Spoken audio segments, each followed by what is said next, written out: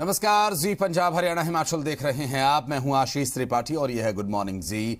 खबरों की शुरुआत अहम खबर से करेंगे। दरअसल कोरोना के हालात को लेकर के प्रधानमंत्री नरेंद्र मोदी ने शनिवार को एक हाई लेवल मीटिंग की और अधिकारियों ने प्रधानमंत्री मोदी को कोरोना के नए वेरिएंट ओमिक्रॉन के बारे में जानकारी दी और बताया कि दुनिया के अलग अलग देशों में इसका कितना असर है। भारत पर कोरोना के नए वेरिएंट के संभावित असर पर भी चर्चा हुई। पीएम मोदी ने ओमिक्रॉन वेरिएंट से मुकाबले के लिए ज्यादा सक्रियता की जरूरत बताई और करीब 2 घंटे तक चली इस मीटिंग में पीएम मोदी ने अधिकारियों से कहा कि वो ओमिक्रॉन वेरिएंट को देखते हुए 15 दिसंबर से अंतर्राष्ट्रीय उड़ानों पर प्रतिबंध में ढील देने के फैसले की समीक्षा करें। पीएम मोदी ने इस बात की जरूरत पर भी जोर दिया कि अंतर्राष्ट्रीय उड़ानों से भारत पहुंचने वाले लोगों की निगरानी की जाए और निर्देशों को लेकर पूरी तत्परता बरती जाए और उसके मुताबिक उनके टेस्ट कराए जाएं। जिन देशों में कोरोना का ज्यादा खतरा है वहां से आने वाले लोगों पर विशेष ध्यान दिया जाए। पीएम मोदी ने कहा कि कोरोना के नए वेरिएंट के खतरे से निपटने के लिए लोगों को ज्यादा सावधानी बरतनी चाहिए। हरियाणा में 1 महीने के लिए लॉकडाउन बढ़ा दिया गया है। 28 नवंबर 2021 सुबह 5 बजे से 31 दिसंबर 2021 सुबह 5 बजे तक महामारी अलर्ट सुरक्षित हरियाणा बढ़ा दिया गया है, जो कि लगातार सरकार की तरफ से प्रशासन के द्वारा निर्देशित कर डिप्लॉय किया जाता रहा है और अब इसे बढ़ा दिया गया है। आपको बता दें कि इसका सर्वप्रमुख कारण है कि कोरोना के प्रसार को रोका जा सके और जिस तरह नए वेरिएंट का खतरा बढ़ रहा है, इस वेरिएंट के हालांकि अभी तक भारत में कोई मामले सामने नहीं आए हैं और उम्मीद है कि ऐसा न हो। फिलहाल हरियाणा में 1 महीने के लिए लॉकडाउन बढ़ाने के पीछे एकमेव कारण कोरोना के प्रसार को रोकना है और हरियाणा सरकार की तरफ से ये सुनिश्चित किया जा रहा है प्रशासन को निर्देशित कर कि इस लॉकडाउन को पूरी तरीके से इसका पालन किया जाए। हिमाचल प्रदेश के मुख्यमंत्री जयराम ठाकुर ने कहा कि हिमाचल में 2 हफ्ते में 100% वैक्सीनेशन का लक्ष्य हासिल कर लिया जाएगा। वहीं सीएम ने कहा कि 4 दिसंबर को बिलासपुर एम्स का उद्घाटन किया जाएगा। आपको बता दें कि हिमाचल प्रदेश के मुख्यमंत्री जयराम ठाकुर ने खुद जानकारी देते हुए इसके बारे में मीडिया से चर्चा करते हुए जानकारी दी और बताया कि 100% वैक्सीनेशन यानी 100% वैक्सीन लोगों को लगाई जाएगी और साथ ही साथ इस लक्ष्य को हासिल करने के लिए लगातार प्रयास तो किए ही जा रहे हैं। साथ ही उन्होंने ये भी बताया कि 4 दिसंबर को बिलासपुर एम्स का उद्घाटन किया जाना है, जिसकी तैयारियां प्रशासनिक स्तर पर मुकम्मल की जा रही हैं। कोशिश हमारा कंपटीशन शायद गोवा के साथ है। मेरे ख्याल में गोवा छोटा प्रदेश है, हमसे बहुत छोटा प्रदेश है, तो उसके बावजूद यहाँ की भौगोलिक परिस्थितियाँ कठिन होने के साथ साथ में हम इस काम को पहले भी किए हैं, पहले स्थान पर रहे हैं और दूसरे डोज के लिए भी हमारी कोशिश है कि हम पहले स्थान। और 12 दिसंबर को दिल्ली में होने वाली महंगाई हटाओ रैली को लेकर कांग्रेस मुख्यालय में एक बैठक बुलाई गई। बैठक के बाद हरियाणा कांग्रेस के प्रभारी विवेक बंसल ने बताया कि 12 दिसंबर की रैली को लेकर तमाम रणनीतिक बातचीत की गई। रैली को सफल बनाने की प्रदेश कांग्रेस अध्यक्ष कुमारी शैलजा और नेता प्रतिपक्ष भूपेंद्र सिंह हुड्डा के बराबर की जिम्मेदारी है। नेता प्रतिपक्ष भूपेंद्र सिंह हुड्डा ने कहा, हर बार की तरह हरियाणा अपनी भूमिका निभाएगा। राज्यसभा सांसद दीपेंद्र हुड्डा ने कहा कि हरियाणा ने हमेशा से दिल्ली की रैलियों में अपनी भरपूर भूमिका निभाई है और इस बार भी ऐसा ही होगा। देखिए, मैंने जैसा कहा था कि हरियाणा की भागीदारी किसी भी प्रदेश से कम नहीं होगी, आगे होगी। माननीय हुड्डा साहब और शैलजा जी के नेतृत्व में इन दोनों की जिम्मेदारी है नैतिक और हर लिहाज से इन दोनों की जिम्मेदारी है। इन्हें इस बैठक को हरियाणा की भागीदारी को सफल बनाना है। पूरी तरह से तैयारी है। हर बार हरियाणा की पूरी पार्टिसिपेशन होती है पूरी तरह से। आज की बैठक में जो 12 तारीख की कांग्रेस पार्टी की रैली है, महारैली होने जा रही है, जिसमें सभी मुद्दों को उठाया जाएगा। महंगाई प्रमुखता से उस रैली में हम इस महंगाई के मुद्दे को उठाएंगे जो आज आम जनता त्रस्त है।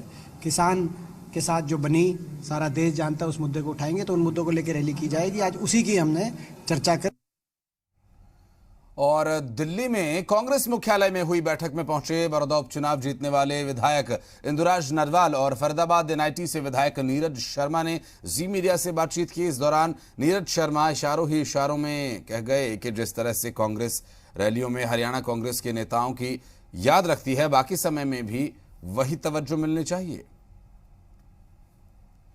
कांग्रेस की महारैली के लिए तमाम विधायकों के साथ बैठक हुई है। तमाम बड़े सीनियर लीडर्स ने भी अपनी तरफ से बात रखी है। तमाम विधायकों की भी जिम्मेदारी लगाई गई है अलग अलग। 2 विधायक हमारे साथ इंदुराज नरवाल बड़ौदा से उपचुनाव जीत कर आए थे, तो निश्चित तौर पर काफी चर्चित रहे थे। और फरीदाबाद से अगर बात की जाए तो 6 जो सीट आती है उसमें इकलौते कांग्रेस के विधायक हैं नीरज शर्मा। दोनों विधायकों से बात करूंगा। विधायक जी, क्या कुछ जिम्मेदारी लगाई गई है? आप विधायकों की एक बड़ी महारैली में आप लोगों को पार्टिसिपेट करना है और हरियाणा कांग्रेस की एक बड़ी बैठक हुई। नहीं, बैठक हुई है, उसमें पूरे हरियाणा के विधायक भी, पूर्व विधायक भी, सारे साथी हमारे सारे नेतागण मौजूद थे और रैली को लेके चिंतन मंथन हुआ है। और मैं बहुत दिल से धन्यवाद देना चाहूँगा ऑल इंडिया कांग्रेस कमेटी का कि कम से कम इस रैली के बहाने हरियाणा की याद तो आई। जिम्मेदारी क्या लगाएगी? कितनी बस लानी है, कितनी क्या लाना है एक विधायक को? नहीं, सबसे पूछा था जिसकी जैसी इच्छा जाकी रही भावना जैसी, प्रभु मुहूर्त दिन देखी जैसी, तो उन्होंने सबको अपनी अपनी स्वेच्छा पे छोड़ा है। जो भी व्यक्ति चाहे, जितने आदमी लेके आए। बड़ौदा उपचुनाव जीत कर आए थे, अब क्या माहौल है? आप लोगों का लगता है कि कांग्रेस को लेकर, महारैली को लेकर सोनीपत से, आपकी विधानसभा से भी लोग ज्यादा संख्या में आ सकते हैं, कांग्रेस के कार्यकर्ता या आम जन? देखिए, जब भी दिल्ली में कांग्रेस ने रैली की है, हरियाणा की अहम भूमिका रही है और वो अब के भी रहने वाली है। और अच्छे हरियाणा का बहुत बड़ा एक मौका भाग रहेगा रैली में और इसको कामयाब करेंगे। जैसे विधायक जी बता रहे हैं कि भाई एक काफी दिनों बाद चर्चा में आए हैं और या कहीं हरियाणा की कोई ड्यूटी है, तो आप लोग इस चीज को एक पॉजिटिव ले रहे हैं कि हाँ भाई कुछ मदद करेंगे, कहीं ना कहीं चर्चा बने? नहीं, बिल्कुल पॉजिटिव हैं और मदद करेंगे और हमारा फर्ज भी है। हमारी पार्टी की एक रैली है, उसमें हम बढ़ चढ़ के भाग लेंगे। विधायक जी, कुछ और लास्ट कमेंट आपका? नहीं, कमेंट कुछ नहीं, बहुत अच्छी रैली होगी, बढ़िया रैली होगी और हमको पूरा विश्वास है कि कांग्रेस पार्टी जैसे रैली में हरियाणा को मान सम्मान देती है, वैसे ही जैसे कांग्रेस पार्टी हरियाणा को उस तरीके से मान सम्मान देगी। किस तरह से?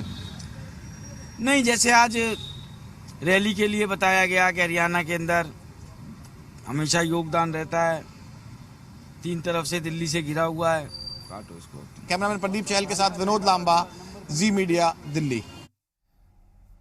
तो कम शब्दों में अपना आलाकमान को काफी कुछ संकेत दे रहे हैं नीरज शर्मा। बढ़ते आगे और रुख करेंगे अगली खबर का। संयुक्त किसान मोर्चा ने बैठक कर 29 नवंबर का संसद कूच का कार्यक्रम स्थगित करने का फैसला किया। संयुक्त किसान मोर्चा ने कहा कि 29 नवंबर का ट्रैक्टर मार्च स्थगित है, रद्द नहीं। 4 दिसंबर को एक बार फिर सरकार के रुख की समीक्षा होगी। 4 दिसंबर को किसान आंदोलन के अगले कदमों का ऐलान किया जाएगा। संयुक्त किसान मोर्चा ने कहा कि वो कृषि मंत्री नरेंद्र तोमर के बयान से सहमत नहीं है। आकाशवाणी से काम नहीं चलेगा, सरकार को किसान संगठनों से बात करनी होगी। 4 तो अगर सब चीज मान जाते हैं भाई, फिर बाइकाट क्या? फिर तो हम सब चीज ही अपने मान सकते। हम जैसे ये पार्लियामेंट कूच को वापस ले लिए हैं, पोस्टपोन कर दिए हैं 3 कानून की रिपील की वजह से, तो अगर वो ये चिट्ठी के इशू भी मान लेते हैं भाई, हमारी बीजेपी का परसों दुश्मनी थोड़ा भी। पंजाब और बाकी लोग एमएसपी और कानून के मुद्दे पर अलग अलग हैं। पहले ही बैठक में प्रस्ताव रख के ये तय हुआ है और ये पहले दिन से है कि हम कहीं अलग अलग नहीं हैं। एमएसपी की मांग सबकी है। एक संगठन आह्वान करेगा तो सब जाएंगे, एक संगठन रुकने का आह्वान करेगा तो सब रुकेंगे। आंदोलन की दशा और दिशा 4 तारीख में होगी। आप लोगों का धन्यवाद। लेकिन जो भाजपा है, भाजपा नहीं है, केवल मोदी और अमित शाह ही है। और मोदी जी निर्देश करें अपने राज्य सरकारों को कि जितने भी मुकदमे हैं वो राज्य सरकार वापस ले और जो रेलवे के हैं वो केंद्र सरकार वापस ले। अभी मैं कहूँगा जोगिंदर जी नैन है, 2 मिनट की बात कहेंगे अपनी। जोगिंदर जी नैन तो स्पष्ट तरीके से मीडिया के सामने बोल रहे थे किसान नेता। बहरहाल देखना होगा कि आगे की क्या रूपरेखा इस पर रहेगी। होशियारपुर के मुखेरिया पहुंचे किसान नेता राकेश टिकैत ने कहा कि केंद्र सरकार ने 3 कृषि कानून वापस लिए। आंदोलन के दौरान 750 किसान शहीद हुए, जिसकी जिम्मेदारी सरकार की है। बिजली बिल, पराली, एमएसपी का विशेष मुद्दा हल होना चाहिए। स्वामीनाथन रिपोर्ट को लागू करें। अगर सरकार बात करे तो हम तैयार हैं। साथी राकेश टिकैत ने कहा कि वो चुनाव नहीं लड़ेंगे। जो भी उनकी याद में प्रोग्राम तो अब होते रहेंगे, पूरे देश भर में होंगे। और हमने सरकार को भी कहा है कि वो एक इस आंदोलन का हिस्सा रहे हैं। 3 कानून वापसी ले लिए, जो 750 किसानों की शहीदी हुई, तो उसकी जिम्मेदारी भी सरकार की है। हरियाणा के कृषि और पशुपालन मंत्री जेपी दलाल ने कहा कि प्रधानमंत्री नरेंद्र मोदी ने बिल वापसी की घोषणा की है। अब किसान नेताओं को उस पर विचार करना चाहिए। लोकतंत्र में ऐसी समस्याएं आती रहती हैं, उनका समाधान भी होता है। अगर किसान नेताओं को राजनीति करनी है तो सीधी सीधी करें, किसानों के नाम पर न करें। हरियाणा में किसानों के लिए बीजेपी ने जितना किया उतना किसी पार्टी ने नहीं किया। एमएसपी के मुद्दे पर जेपी दलाल ने कहा कि ये मांग उचित है, व्यवहारिक नहीं। मांग करें तो व्यवहारिक करें, जो किसानों के हित में हो। हरियाणा सरकार देश में सबसे ज्यादा एमएसपी पर फसलें खरीदती है और अच्छे भाव देती है। जेपी दलाल ने किसानों से घर लौटने की अपील की। दुनिया के सबसे बड़े लोकतंत्र के चुने हुए प्रधानमंत्री नरेंद्र मोदी जी ने किसानों से हाथ जोड़ के प्रार्थना की है कि मैं कानून वापस लेता हूं और आप अपने घरों में जाओ। अब जो किसान नेता हैं उनको भी विचार करना चाहिए। लोकतंत्र में ऐसा है कि समस्याएं आती रहती हैं, उनका समाधान भी होता रहता है। और आगे भी एमएसपी के बारे में भी कमेटी बनाने की उन्होंने कही है, और समस्याएं होंगी वो भी दूर करेंगे। सिर्फ आंदोलन करने के लिए आंदोलन करना अच्छी बात नहीं है। हिसार में कांग्रेस नेता रणदीप सुरजेवाला ने किसानों के मुद्दे पर सरकार को घेरा। रणदीप सुरजेवाला ने कहा कि सरकार की जिम्मेदारी बनती है कि एमएसपी का मूल्य किसानों को मिले। और ऐलनाबाद उपचुनाव में कांग्रेस की परफॉर्मेंस के सवाल पर कहा कि कुमारी शैलजा इसकी समीक्षा करेंगी और पार्टी भी। सुरजेवाला हिसार के ऑटो मार्केट के व्यापारी विपिन थरेजा से मुलाकात करने पहुंचे थे और थरेजा से 25 लाख रुपए की फिरौती मांगी गई, जिसके बाद वो इस पर बातचीत करने गए थे।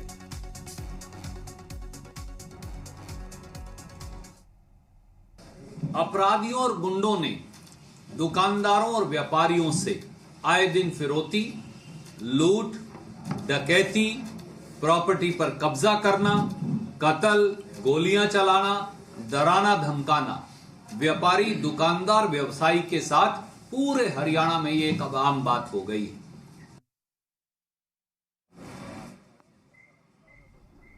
और इलाहाबाद हाई कोर्ट से यस बैंक को मुंह की खानी पड़ी है। हाई कोर्ट ने गौतम बुद्ध नगर पुलिस के यस बैंक के पास गिरवी रखे डिश टीवी के शेयर्स को फ्रीज करने के मामले में दखल देने से इनकार कर दिया। हाई कोर्ट ने अपने आदेश में क्या कहा और इसके क्या मायने निकलते हैं, ये बता रहे हैं हमारे सहयोगी ब्रिजेश मिश्रा।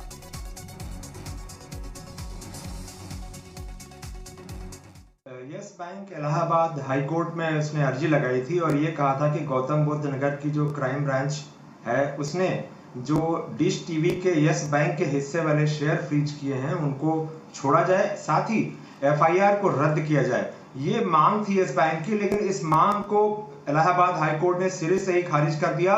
ना तो एफआईआर रद्द करने की उनकी मांग को मानी और ना ही जो शेयर फ्रीज करने का मामला था वहां पर कोई तुरंत राहत दिया। हाईकोर्ट ने कोई भी राहत देने से इनकार कर दिया। हाईकोर्ट ने यह कहा कि अगर कोई क्रिमिनल इन्वेस्टिगेशन चल रहा है तो जैसा कि होता है ऐसी वाजिब जांच को रोकना सही। बढ़ते आगे, हिमाचल प्रदेश राजपत्रित कर्मचारी महासंघ के संयुक्त सलाहकार समिति की बैठक हुई, जिसमें सीएम जयराम ठाकुर ने प्रदेश के सरकारी कर्मचारियों को 1 जनवरी 2016 से नए वेतनमान देने की घोषणा की है, जबकि जनवरी 2022 का संशोधित वेतनमान फरवरी महीने से दिया जाएगा। नए वेतनमान से कर्मचारियों को 3 से 15 हजार तक का लाभ होगा। अनुबंध कार्यकाल 3 से घटाकर 2 साल करने की भी घोषणा जयराम ठाकुर ने की। 6,000 करोड़ रुपए वित्तीय खर्च आएगा।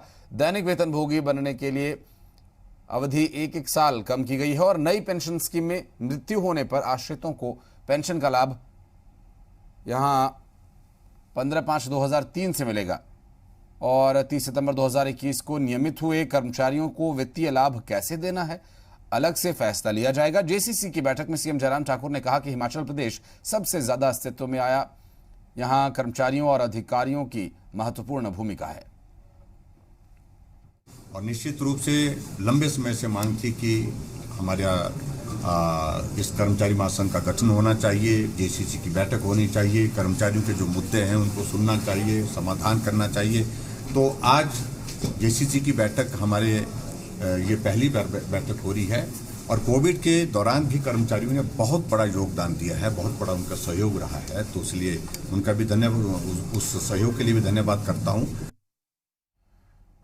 हिमाचल के ऊना में सब जूनियर राष्ट्रीय खो खो प्रतियोगिता का आगाज हो गया है। प्रदेश के राज्यपाल राजेंद्र विश्वनाथ ने इस प्रतियोगिता का शुभारंभ किया। प्रतियोगिता में देश भर की कुल 35 टीम्स के 840 खिलाड़ी हिस्सा ले रहे हैं, जिसमें पुरुष और महिला दोनों वर्गों की प्रतियोगिताएं आयोजित की जाएंगी। वहीं खो खो प्रतियोगिता शुरू होने से पहले ग्रामीण विकास मंत्री वीरेंद्र कंवर ने बेटी बचाओ बेटी पढ़ाओ का नारा देकर खिलाड़ियों को हरी झंडी देकर रैली को रवाना किया।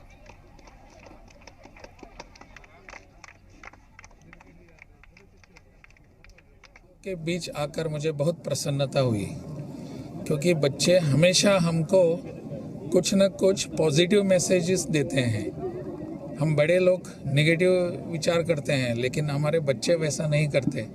तो बच्चों, आज सभी बच्चों को लगा कि हमको यहाँ खेलना है, जीतना हारना वो अलग बात है। मैंने पूछा बच्चों को, नहीं हम जीतेंगे, खेलेंगे।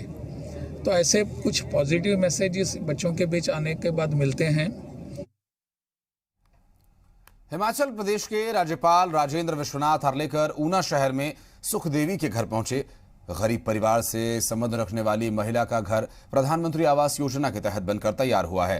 राज्यपाल के साथ डीसी ऊना और अन्य अधिकारी भी मौजूद रहे। वहीं नया घर मिलने से महिला काफी खुश है। महिला की माने तो उनके पास रहने को घर नहीं था। जयराम सरकार और प्रधानमंत्री की मदद से उन्हें अब घर मिल गया है। बहुत अच्छा। ये किस लिए है? आप पार्टी के कार्यकर्ता हैं? हाँ जी, देखने वास्ते मोदी साहब, सचिव साहब, जयराम ठाकुर साहब जगह दी और मकान पाया, वो आया बैठने नु छत हो गई और इन्हों की दौलत नाल हो गया सब कुछ, तो देखने वास्ते आज। और ऊना में सब जूनियर खो खो प्रतियोगिता का शुभारंभ हो चुका है और इस प्रतियोगिता में देश भर की 35 टीम्स के लगभग 840 खिलाड़ी हिस्सा ले रहे हैं। लेकिन ये प्रतियोगिता के आगाज पर उत्तर प्रदेश से आई एक टीम ने बवाल खड़ा कर दिया।